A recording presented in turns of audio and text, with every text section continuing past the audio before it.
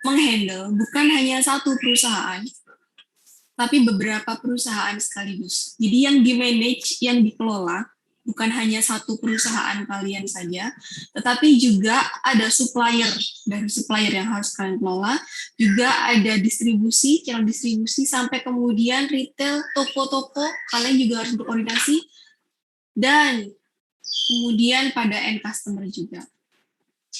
Jadi nanti di sini kita akan mencoba untuk memahami pentingnya supply chain dalam pengelolaan industri.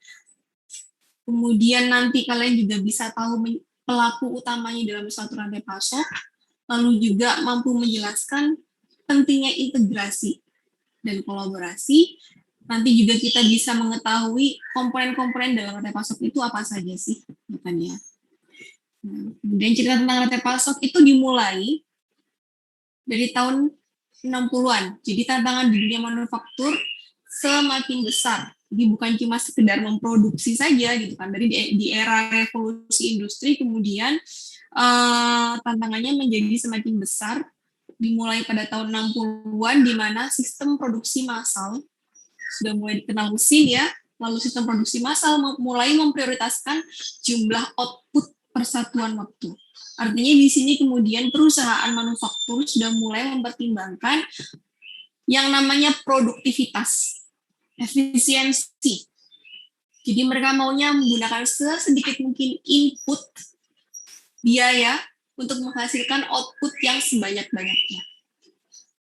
Ini ngomonginnya pada tahun 60-an, kemudian prioritasnya adalah jumlah output per satuan waktu. Kemudian masuk ke tahun 70-an hingga 80-an. Jadi di sini mulai masuk nih Jepang. Industri Jepang mulai masuk ke persaingan global, dan di Jepang itu kunci utamanya, competitive advantage-nya apa tuh? Persaingan kompetitifnya itu terletak pada kualitas. Kualitas produk ditentukan oleh kualitas proses. Di Jepang seperti itu keunggulan bersaingnya. Sehingga kemudian muncul konsep, nanti kalian kenalan juga di total quality management, dan di statistik kenalan sama statistical process control. Kemudian masuk ke tahun 90-an, di sini mulai kenal sama internet tahun 90-an. Nah, di sini pasar mulai kehilangan batas wilayah. Jadi customer di Indonesia itu sudah mulai mengetahui apa sih yang dimiliki oleh customer di Malaysia, atau bahkan di Amerika, atau di Eropa. Jadi semua, asalkan di situ sudah ada akses internet, biasanya kemudian customer sudah mulai bisa sharing apa yang mereka miliki di negara mereka, berbagi pengalaman. Sehingga kemudian muncul keingintahuan gitu kan dari konsumen di negara lain. Sehingga di sini akhirnya pelanggan juga menutup aspek produk yang banyak, bervariasi banyak, kemudian juga mereka pinginnya produknya dikirim dengan cepat. Nah, itu tahun 90-an. Nah, di sini kemudian muncullah, jadi perusahaan tuh udah mulai paham nih pentingnya kolaborasi, koordinasi, dan sinkronisasi dari semua pihak.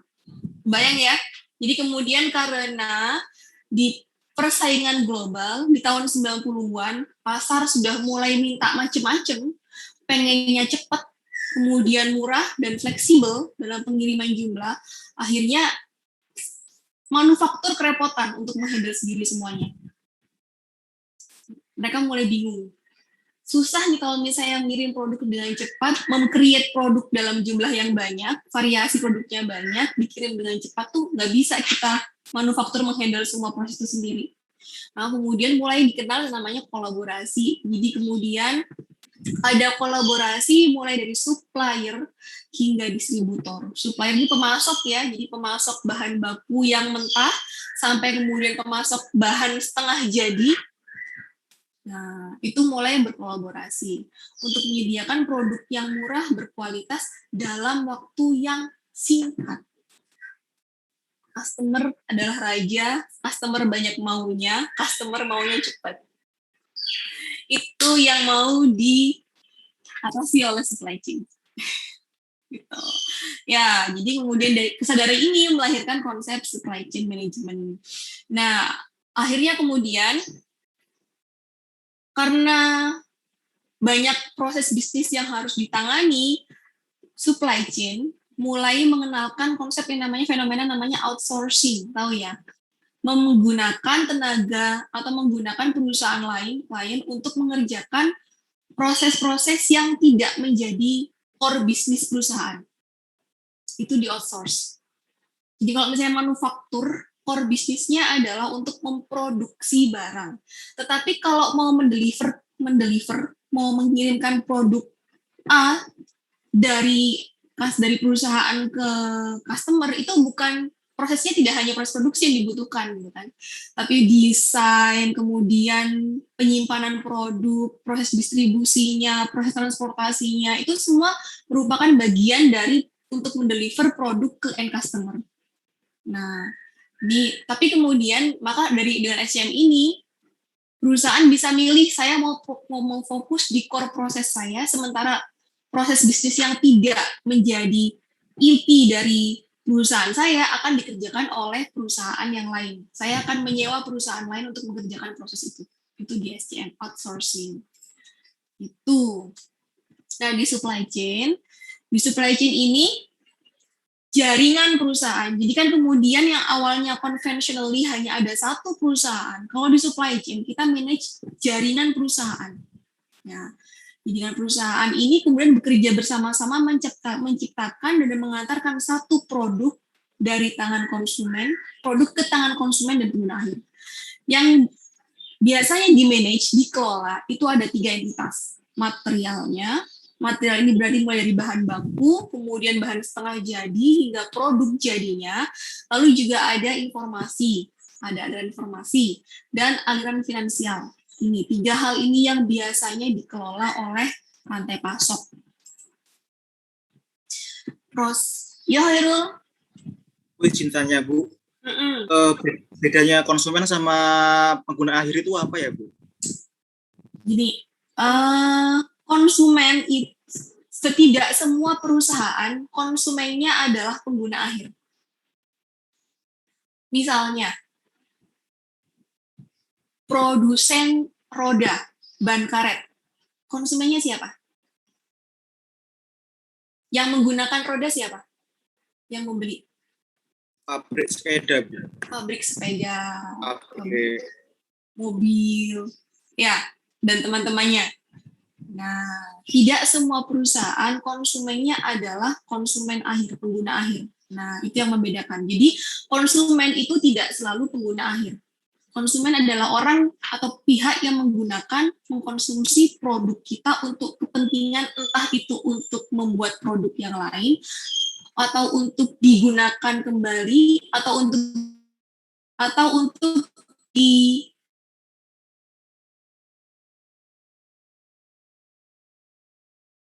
Baik, Bu, terima kasih. Sama-sama. Nah, di supply chain management, prosesnya ada perencanaan dan ada eksekusi. Nah, ini adalah proses di supply chain yang dilakukan di supply chain atau manajemen rantai pasok. Jadi, pada saat proses perencanaan, yang mengalir adalah informasi. Biasanya yang mengalir adalah informasinya. Dari customer, dari konsumen, ke retailer. Ini rantai pasoknya tidak selalu seperti ini ya bentuknya. Tidak selalu supplier, manufacturing, distribution, retailer, customer, nggak selalu seperti ini. Tapi ini yang umum, biasanya seperti ini. Jadi nanti kalau misalnya kalian ada tugas atau kalian melakukan tugas akhir, mengerjakan skripsi atau project apapun, yang diminta untuk mendesain supply chain, mendesain rantai pasok, aktornya, supplier, manufacturing, dan urutannya, ini bisa diganti. Ya, bisa diganti. Tapi kita pakai yang umum dulu, yang dasar. Jadi kemudian biasanya yang digunakan pada perencanaan rantai pasok, informasi yang mengalir dari customer. Informasi apa nih yang mengalir dari customer? Yang kita dapatkan dari customer, informasinya apa? Biasanya. Feedback-nya. Feedback apa nih? Kualitas barang. Produk. Kualitas barang. Terus apa lagi? Kritik dan saran. Kritik dan saran tentang harga. Sebagainya. Tentang harga produk. Ekonomi, Bu. Ekonomi. Ergonomi. ergonomi, tentang kualitas produk, spesifikasi produknya, jadi bisa desain produknya ya. Jadi biasanya yang mengalir dari konsumen adalah apa sih maunya konsumen, spesifikasi produk seperti apa yang diinginkan oleh konsumen, tingkat kualitas seperti apa yang diinginkan oleh konsumen, misalnya seperti itu. Jadi gini, konsumen itu seringkali nggak tahu level kualitas yang dia inginkan. Bisa jadi seperti itu ya. Ya. Jadi kita tuh sebagai perusahaan, sebagai orang, sebagai pihak yang punya berbagai macam sumber informasi dan pengetahuan, bisa setting kualitas setinggi mungkin. Padahal yang diminta customer itu biasanya cuma grade A atau grade B aja misalnya. Customer itu perusahaan bisa memproduksi produk dengan kualitas level A. Padahal yang diminta oleh customer sebenarnya hanya level B. Kebayang ya? Nah, itu bisa jadi sia-sia. Atau bisa jadi nggak cocok dengan kebutuhan konsumennya. Nah, makanya kemudian penting informasi tentang kualitas tadi, misalnya. Kemudian ada juga informasi yang lain tentang jumlah. Di Surabaya, itu permintaannya berapa sih per bulan rata-rata? Permintaan konsumennya. Sehingga kemudian kita mau memproduksi berapa. Permintaan di Surabaya dan di Malang itu jadi berbeda. Nah, gitu kan ya. Sehingga ini jumlah permintaan konsumen yang akan menentukan manufaktur mau produksi berapa unit sih bulan ini. Ya, gitu kira-kira. Jadi kemudian biasanya mengalir selain kualitas tadi, selain spesifikasi produk, selain juga feedback dari customer, informasi yang masuk terutama di supply chain adalah jumlah produknya. Jumlah produk ini kemudian dia diinformasikan ke retailer di toko. Jadi toko ini kemudian bisa menginformasikan. Jadi customer beli tercatat jumlah pembeliannya di retailer atau di toko. Sebulan nih untuk sampo apa misalnya clear yang merek yang warna biru gitu. Itu biasanya penjualannya rata-rata 10 unit di toko. Ini satu toko. Kalau misalnya ada di 10 toko kemudian atau di seluruh toko di area Malang, totalnya berapa? Nah, kelihatan, tercatat semua itu di retailer. Kemudian di retailer masuklah informasi ini ke bagian distribusi atau bisa langsung masuk ke manufaktur. Jadi toko saya, total toko, distribusi juga kemudian punya catatan dia sebulannya kirim berapa ke retailer. Untuk produk A ini biasanya kirim berapa ke retailer? Apakah cocok dengan permintaannya? Informasi yang mengalir. Baru kemudian manufaktur membuat perencanaan produksi dengan mempertimbangkan informasi dari pihak distribusi.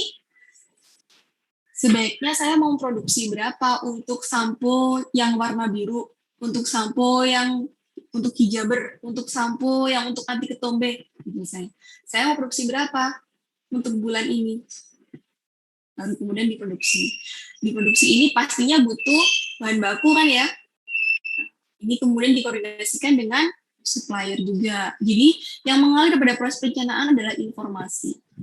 Jadi kita merencanakan informasi berdasarkan tingkat kebutuhan dari customer. Kebutuhan ini juga kemudian berbeda-beda untuk berbagai wilayah, gitu kan ya. Berbagai segmen beda juga.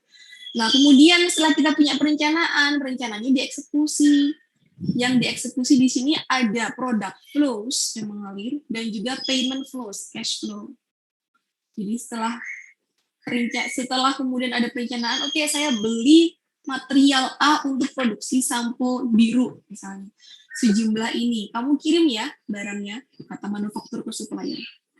Kemudian dikirim, barangnya mengalir dari supplier ke manufaktur. Ya kan? Nah kemudian perusahaan dari manufaktur membayar. Jadi ada cash flow di sini. Ada cash flow di sini. Dan seterusnya. Customer juga pada akhirnya membayar untuk mendapatkan produk yang dia inginkan. Nah, itu supply chain kira-kira. Jadi karena banyak sekali yang di-manage dan dikelola, dan dia melibatkan berbagai macam perusahaan di berbagai tier, gitu kan, level, apa yang dibutuhkan, maka kemudian definisi supply chain pada intinya adalah supply chain management mengintegrasikan supply dan demand, baik di dalam perusahaan maupun antar perusahaan. Jadi kalau misalnya kalian termasuk tipe-tipe yang suka berkolaborasi, berorganisasi, mengorganisasi, cocok masuk supply chain.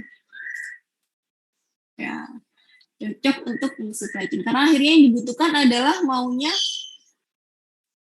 integrasi dan kolaborasi dengan perusahaan-perusahaan partner. Jadi nggak kerja dengan perusahaan sendiri.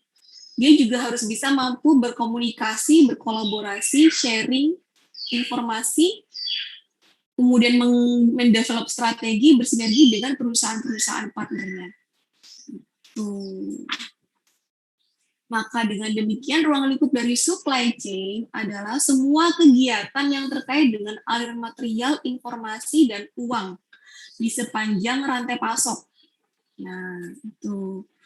Kalau misalnya mau didetailkan lagi, maka kegiatan utamanya adalah mulai dari proses perancangan produk, lalu masuk ke bahan baku, pembelian bahan baku, lalu merencanakan proses produksi dan persediaan, masuk kegiatan produksi, lalu masuk ke pengiriman dan distribusi barang, sampai kemudian kalau misalnya ada produk return, pengembalian barang, baik itu karena barangnya rusak atau karena barangnya cacat sehingga harus ditarik dari pasaran. Tahu kan ya, barang yang harus ditarik kembali di pasaran karena gagal produksi, kayak kemarin ada mobil gitu, kalau nggak salah, punya Toyota ya, ditarik lagi dari pasaran karena salah satu fungsi safety-nya tidak bekerja dengan baik.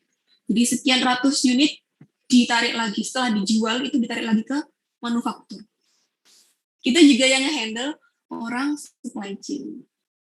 Jadi bayangin, mulai perancangan sampai barang udah dikirim, dijual, balik lagi ke perusahaan yang handle supply chain. Banyak banget. Makanya kemudian yang diminta,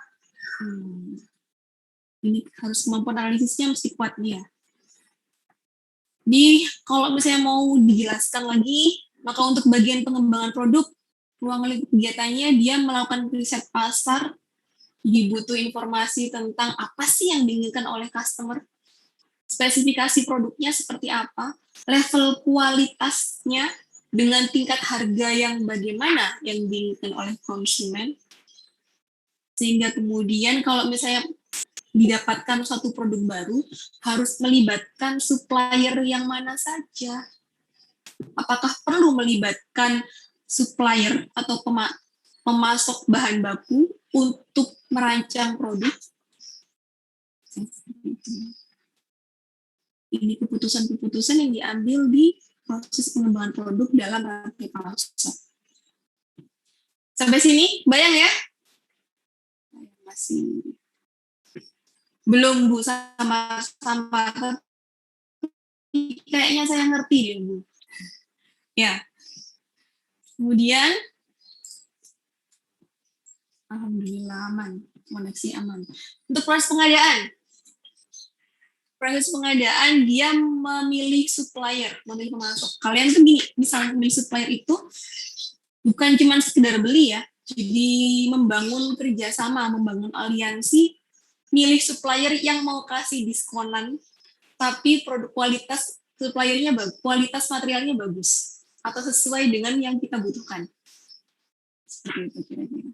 Atau nyari supplier yang fleksibel. Kalau mau dikirim hari ini, saya butuh segera, bisa tuh dia handle seperti itu. Kan soalnya ada yang mesti pre-order dulu nih, gitu. Nah, cocok nih saya kalau yang pre-order dulu. Saya cocoknya yang saya butuh hari ini, saya langsung bisa dapat gitu. Makanya kemudian proses pengadaan dia juga mengikuti pemilihan juga perlu melakukan proses pemilihan supplier. Ini kerjanya supplier juga. Mengevaluasi kerja supplier, lalu setelah dapat suppliernya, melakukan pembelian bahan baku dan komponen. Nah, ini kalau operasionalnya yang sudah operasional teratur ya, reguler ya, business of as usual. Termasuk kemudian memonitor supplier risk, membina dan memelihara hubungan dengan supplier biar bisa tetap dapat yang murah dan gratisan, misalnya gitu.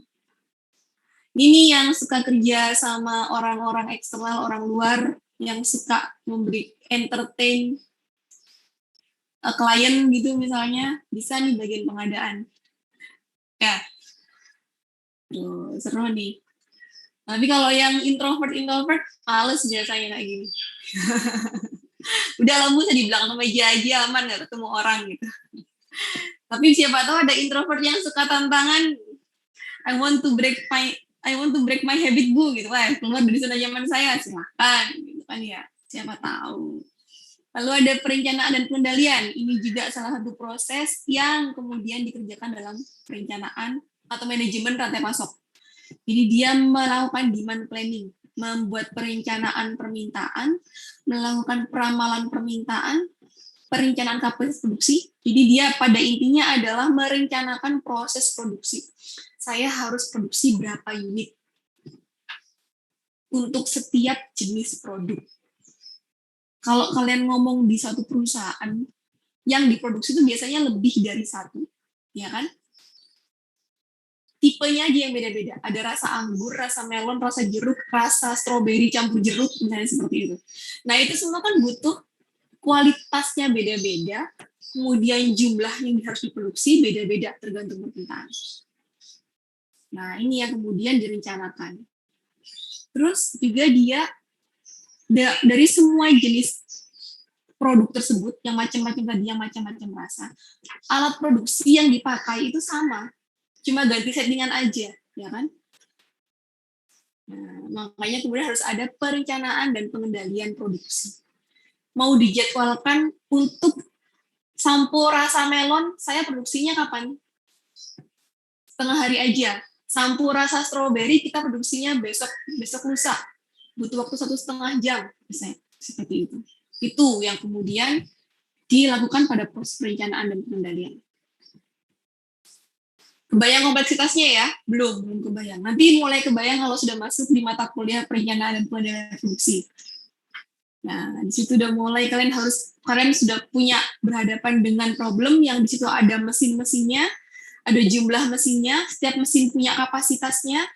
Kemudian satu jenis produk untuk memproduksi sampo rasa melon, dia harus melewati 5 proses. 5 proses dikerjakan oleh 4 mesin. Kemudian ternyata perusahaan harus memproduksi bukan hanya sampo rasa melon, tapi juga sampo rasa stroberi dan sampo rasa coklat misalnya. Itu yang harus dipertimbangkan dalam perencanaan produksi. Itu kemudian gimana caranya kalian harus melakukan penjadwalan menggunakan 4 mesin untuk melakukan 5 proses untuk setiap jenis sampo dengan rasa yang berbeda-beda, yang jumlahnya berbeda-beda. Misalnya seperti itu. Bayang ya? Kompleksitasnya itu yang sederhana itu, belum kompleks. Jadi kemudian, ini di proses perencanaan dan pengendalian produksi. Lalu setelah dibuat perencanaannya, masuk ke eksekusinya, eksekusi proses produksi dan pengendalian kualitas. Jadi di sini kemudian yang dimonitor adalah proses produksinya. Jangan sampai ada mesin yang gagal operasi.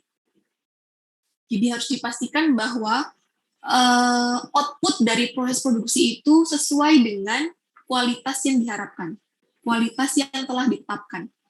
Nggak boleh ada kebocoran proses misalnya, atau bahkan mungkin ada leakage, biasanya yang mungkin terjadi waste-nya terlalu banyak, limbah yang dihasilkan oleh satu proses terlalu banyak misalnya, atau mungkin sumber daya material yang digunakan itu juga pemborosan melebihi dari yang telah ditetapkan. Nah, itu juga pada proses eksekusi produksinya itu yang harus diperhatikan. Jadi jangan sampai terlalu sedikit atau terlalu banyak, terlalu cepat atau terlalu lambat. Yang berlebihan, yang dibutuhkan adalah yang tepat kalau di proses produksi. Ya. Tidak boleh terlalu banyak, tidak boleh terlalu sedikit, tidak boleh terlalu cepat, tidak boleh terlalu lambat. Ngefeknya kemana-mana soalnya. Nah, kemudian setelah itu, tapi nanti kalau di industri 4.0, mungkin kalian lebih fokus kepada proses monitoringnya ya, monitoring. Nah, sementara yang melakukan eksekusi proses produksinya, itu biasanya mesin, otomasi, sistemnya sudah terotomasi tinggi, high automated. Setelah kemudian prosesnya jadi, produknya jadi, maka langkah selanjutnya yang dilakukan oleh supply chain atau manajemen rantai pasok, yaitu adalah proses pengiriman atau distribusi.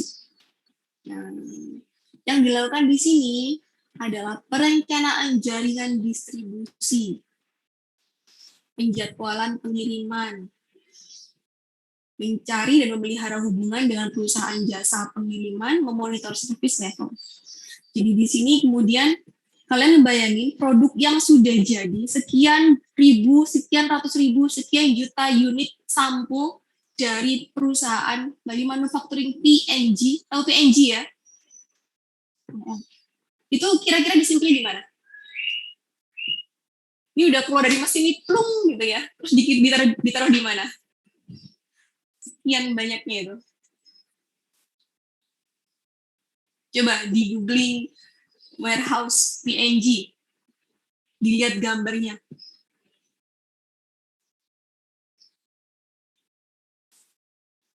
Iya, di gudang ya. Coba segede apa gudangnya tuh?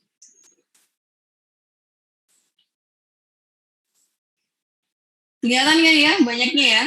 Banyak seperti itu. Nah, yang perlu kalian lakukan kalau misalnya di supply chain management adalah membuat perencanaan jaringan distribusi. Barang sebanyak itu akan dikirim ke berbagai wilayah di Indonesia atau di luar negeri, tergantung jangkauan pemasarannya. Kan? Tergantung jangkauan pemasarannya. Terus kemudian ini nih yang perlu dilakukan adalah ini mau membangun pusat distribusi di kota mana? Kan nggak mungkin tuh kita membuat distribusi di setiap kota, karena apa, mempunyai atau menyewa gudang itu biayanya mahal, mengirimkan dari ke setiap kota itu juga biayanya mahal. Kalau biaya distribusi, jadi kalau zaman dulu biaya distribusi itu bisa mencapai 30% dari biaya produk. Mahal sekali kan, per unit produk itu 30%-nya itu untuk mengcover biaya pengiriman dan distribusi. Makanya kemudian sekarang di rantai pasok sebisa mungkin biaya distribusinya itu semurah mungkin, biar perusahaan bisa kasih barang dengan harga yang kompetitif. Itu yang dilakukan. Maka di sini perencanaan jaringan distribusi yang dilakukan adalah menentukan di mana sih sebaiknya membangun atau menyewa distribution center atau pusat distribusi agar kemudian bisa cepat mengirimnya ke pasar-pasar, ke toko-toko di berbagai wilayah dengan biaya transportasi maksa minimal mungkin. Ngirimnya secepat mungkin, biaya transportasi yang seminimal mungkin. Gitu tantangannya. Maunya yang terbaik gitu ya. Terbaik, termurah, tapi tercepat. Mana mungkin gitu kan. Saya maunya yang murah tapi paling cepat. Kayak itu. Gimana caranya? Nah, itu yang harus dicari optimalnya di mana oleh orang-orang rantai pasok.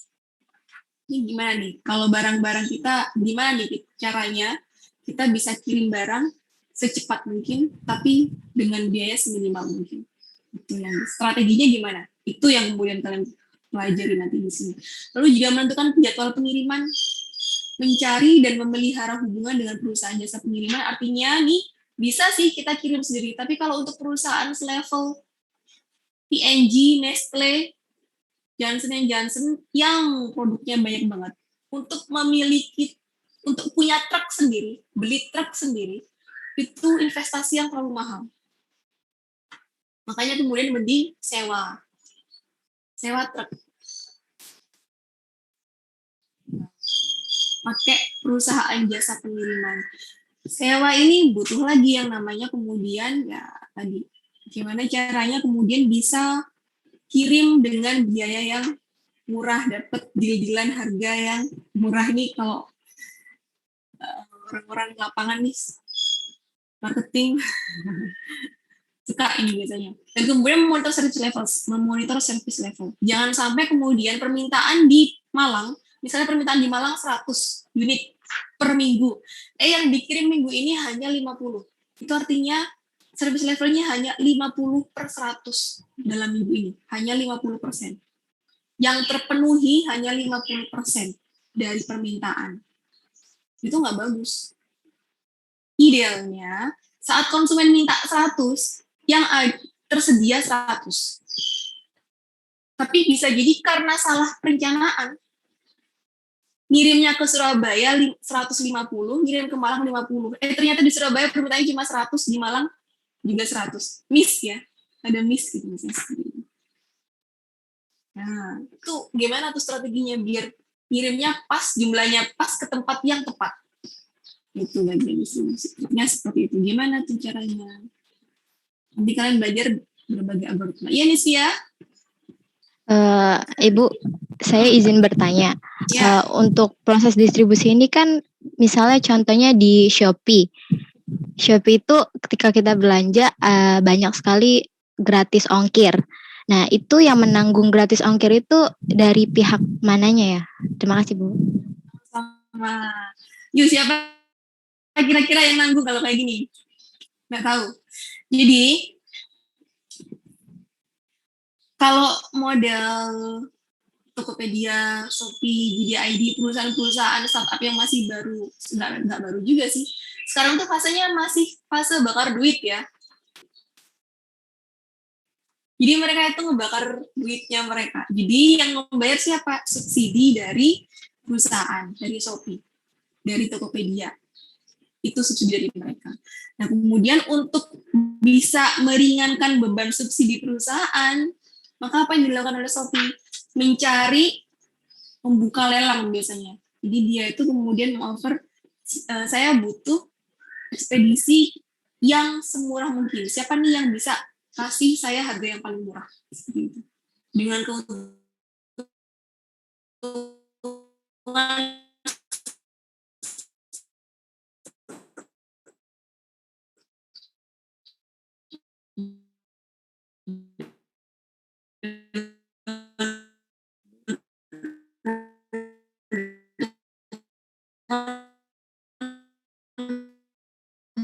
disebutkan oleh Shopee. Keuntungannya apa? Kontraknya bagaimana?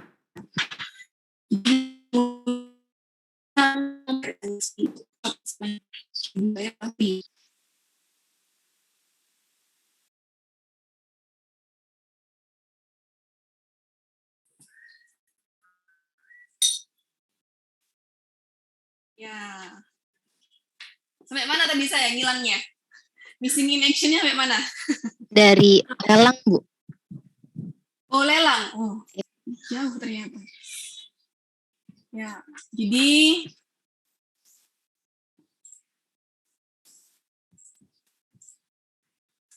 yang kemudian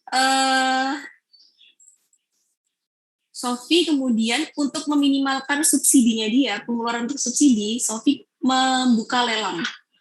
Jadi dia mencari lelang terbuka, apakah mungkin untuk mencari ekspedisi yang bisa memberikan harga kirim dengan yang paling murah, semurah-murahnya. Namanya sekarang orang butuh kerjaan ya, pasti akan ada aja itu.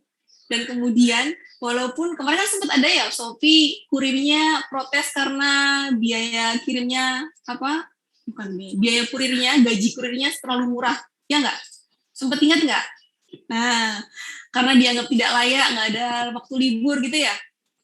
Karena dari kurir Shopee-nya ada keluhan seperti itu. Terus kemudian yaitu konsekuensi dari bakar duit. Gitu, konsekuensi dari bakar duit. Konsekuensi dari permintaan konsumen yang pengen free ongkir. Konsekuensi dari kompetisi pasar yang masih menekankan pada biaya yang murah. Dan konsekuensi dari low skill labor. Jadi kalau memang misalnya gini, labor kurir itu walaupun sebenarnya mungkin nggak suka dengan pekerjaannya ya, tapi terpaksa diterima aja gitu. Jadi mereka cuma bisa mengeluh, tapi nggak bisa lepas dari kondisi itu. Banyak kemudian ini juga introspeksi buat saya. Saya kalau belanja di Shopee, apakah saya akan dengan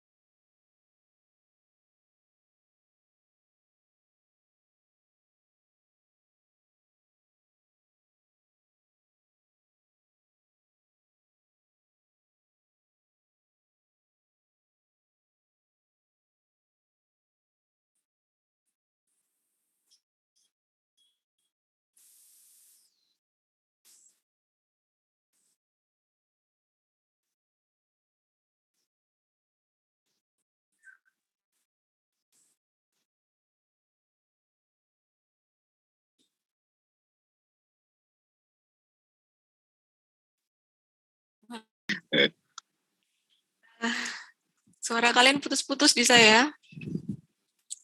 Iya, Bu, sama, Bu. Aduh.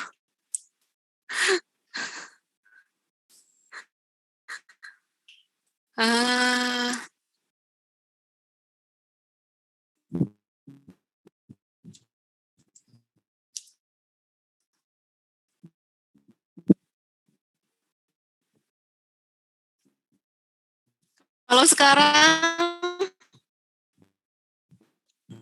Bu Ida. gini deh.